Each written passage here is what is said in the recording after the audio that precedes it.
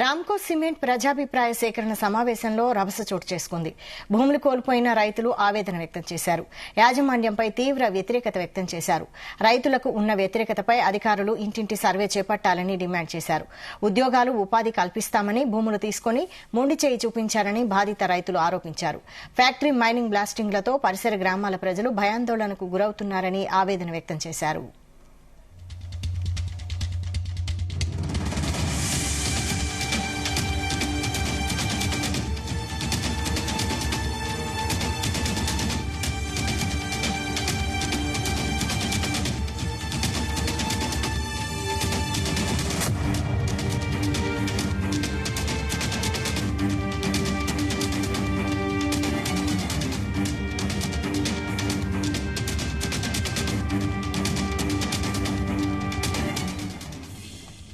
నంద్యాల జిల్లా కొలిమిగుండ్ల మండలం కల్వటాలలోని Ramco cement factory రెండవ ప్లాంట్ ఏర్పాటునకు సంబంధించి 1210 కోట్ల రూపాయల వ్యయంతో చేపట్టనున్న ప్లాంట్ విస్తరణకు జాయింట్ కలెక్టర్ విష్ణుచరణ్ ఆధ్వర్యంలో ప్రజాభిప్రాయ సేకరణ కార్యక్రమాన్ని నిర్వహించారు.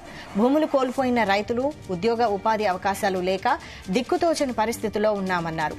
సిమెంట్ కర్మాగారం చేపట్టే మైనింగ్కు సంబంధించి పెద్ద ఎత్తున పేలుళ్లు చేస్తూ ఉండడంతో భారీ శబ్దాలకు పరిసర గ్రామాల ప్రజలు భయాందోళనకు గురవుతున్నట్లు రైతులు వెల్లడించారు.